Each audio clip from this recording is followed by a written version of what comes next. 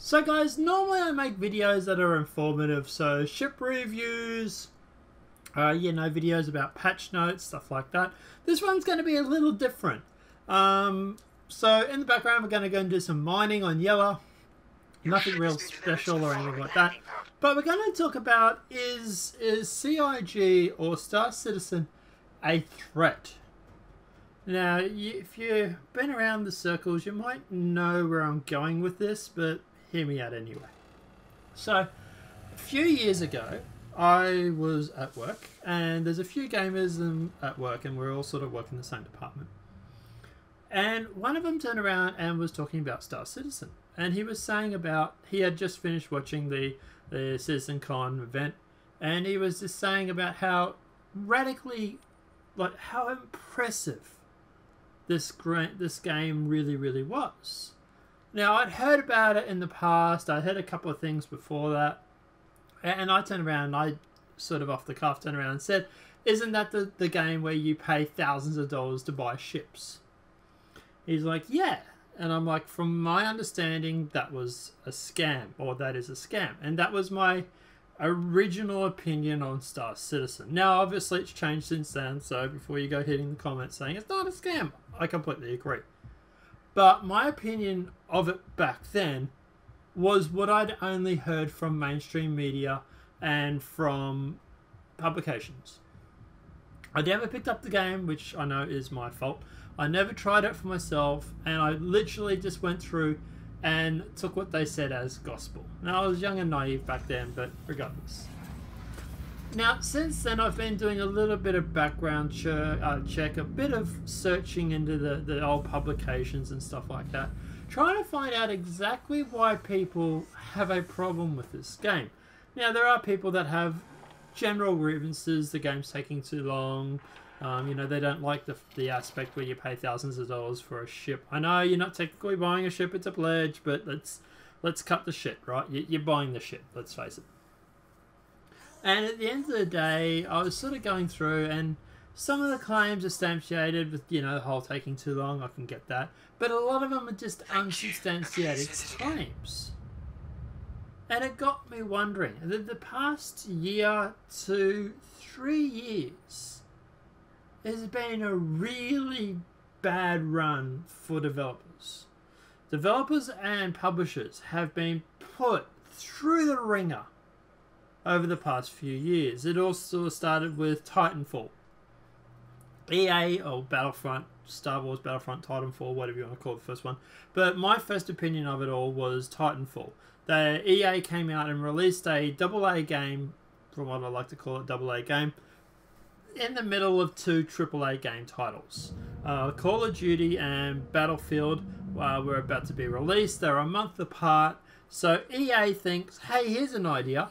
Let's put this smaller game, Titanfall, right smack in the middle, and we'll see how it goes for sales. Now, if you know about anything about Titanfall 2, you know how this video ends, okay? You know how that scenario ended up being. And that was the first one I sort of noticed where the publishers just really seemed to screw over their fan base. And then obviously we had Star Wars Battlefront 1 and 2. We always had, just recently we've had the Diablo Unlimited for the Vanza, as I'd like to call it, where they literally get up on stage and go on about, what haven't you got phones? And then you had the publications attacking gamers, calling us entitled. Then you had the whole Fallout 76 mess just very recently. To be honest, the only major games that have been released over the past 2 years that haven't had some sort of major controversy around the publisher or the game developer screwing over its base was probably Red Dead, and that was delayed, so you could probably count that if you wanted to. Or, for example, God of War, which I believe was also delayed as well. So there's a very large portion of games recently that haven't actually just gone well at all. There's some way or some reason or somehow these games have been huge controversies, and it's normally for pretty good reasons. And this is what sort of is, I'm getting to my point here. This is my sort of question. If Star Citizen gets released, say we get Star Citizen Squadron 42 next year, December next year. And then we get Star Citizen Persistent Universe maybe the year after that or 2 years after that. And then all of a sudden people turn around and start saying, well, hey, Chris Roberts from CIG with no major publisher has gone through and released what I would consider a AAA game, but I know it doesn't technically qualify, a huge game that basically obliterates every other game that's been released, maybe of exception to Cyberpunk.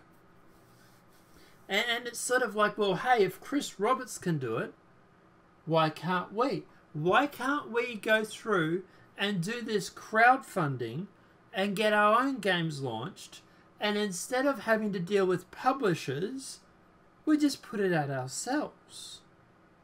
And this is where I think CIG, Star Citizen and whatnot, this is where I think they become a bit of a threat. Because if this game is successful, it will decimate the publishing industry. It will decimate the developing industry. You look at the graphics that you have on the screen at the moment, and at the moment it doesn't look that good because I'm in space, but wait till I get to the planet. And you go through and you compare that to Fallout 76 or God of War or Destiny 2, for example. Like, oh my god, how could I forget Destiny 2 for a controversy? Or any other AAA title. And it just doesn't... the math doesn't add up. There's a game here that is amazing for graphics. And the other game developers are trailing behind at an alarming rate. They're all recycling the same engine. They're all reusing the same sort of graphics. There's no real major progress made when it comes to game development anymore, obviously excluding this game that I know of. Now, obviously, like I say, I don't know every game that's been made. There may be games I'm missing. Cyberpunk looks really, really good, okay? I probably will buy that bloody thing. But, you know, the majority of games out there tend to be a cookie cutter of the same stuff over and over and over. And this is where I think CIG is dangerous, because if people go out and they start playing this game and they start enjoying themselves and they start realizing what this game has to offer, presuming we get the final version of it, then it's going to blow all the other games out of the water. This is a game where you can go through, you literally go through, spawn a ship, jump into your ship, fly into space, fly over to a planet, go through, land on the planet, you can get out, you can mine, you can do whatever, jump back in your ship, or stay in your ship even if you wanted to, fly back to the planet, unload the materials or whatever you've done, and log off. And the only loading screen you get is the start. And you compare that to, for example, Destiny, which is probably a similar sort of genre of sorts. And you basically had a loading screen every time you went into a map. Or every time you went somewhere, there was a loading screen.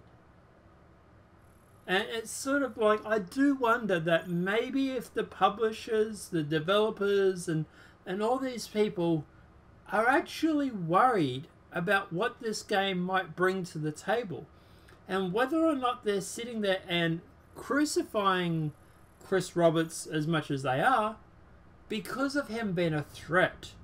And that's the question it's really scratching the back of my brain, is does the game developing industry or the game industry, do they rile on Star Citizen because of A, there's right to, the game is bugged, the game is not finished, whatever it may be, or is it a case of the fact that this game poses a threat to them and to their friends in the gaming industry and the publication industry and the developing industry? And are they railing on this game because they don't want this game to be successful because of that? Now look, I realize what I'm saying here. I'm saying that the gaming industry is basically vilifying a man and his team, for lack of a better word, because it's a threat, because it might make them look bad. I realize what I'm saying, and when you sit there and you think about it, it's kind of disturbing, really, if this is true. But, you know, you go through, you watch the game reviews, the movie reviews, everything Chris Roberts seems to have done, it seems to be have met with the same sort of result. It, you know, and it's like, for example, you know, like Chris Roberts is going bankrupt. You know, they got a loan for Squadron 42, and then you have Chris Roberts come out and say, "No, we're not. We're flush with money." You know, and considering the fact they just made $7 million in last November, almost 8 to be honest, I'm pretty sure that the studio is doing very well for itself. Now, who knows? Maybe he spends money like it's going out of fashion. I don't know.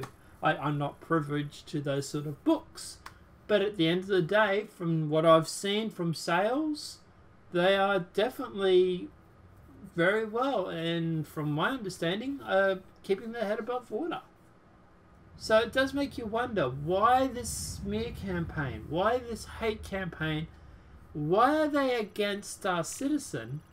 And is it because that they're worried that not only will it make them look bad, but will it also make other companies turn around and sit here and say, we don't need a publisher. We don't need a major developer like Bethesda or EA Games or Activision anymore.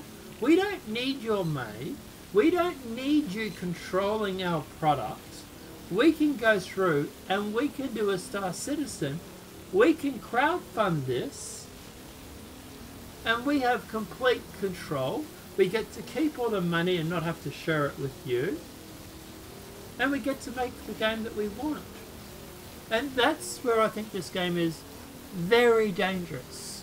In the fact that if it is successful, if it does pull off what they are trying to do, then at the end of the day, it's a threat. It really is a threat to the publications and the rest of the other AAA gaming industry.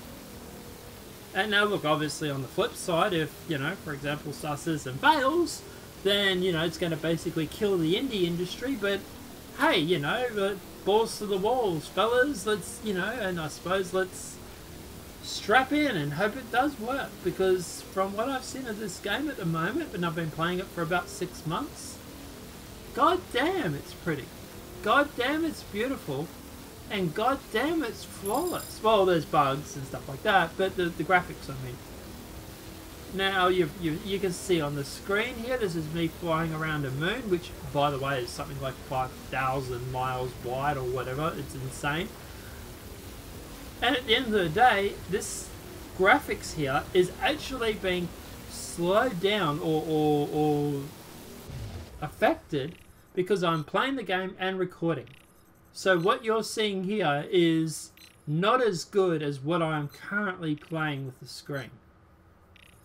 That's why it gets a little bit stuttery. That's the program trying to record it all. So this is what you're seeing here. If you're blown away by this, the game is actually better than what you're seeing. But I don't know, guys. Let me know what your thoughts are in the comment section below. Do you think that Star Citizen is a threat? Do you think that it gets as much hate and whatnot from the mainstream media and those sort of publications because it's a threat? Or do you think they are right to go through and to vilify Star Citizen? Do you think that they are just doing their justice or doing their civic duty and making sure people are informed? Let me know what your thoughts are in the comment section below. If this video has been helpful, please smack a like. If you're new to the channel, welcome and subscribe. Apart from that, guys, I'll see you in the next demonetized video from YouTube. Have a great day and enjoy.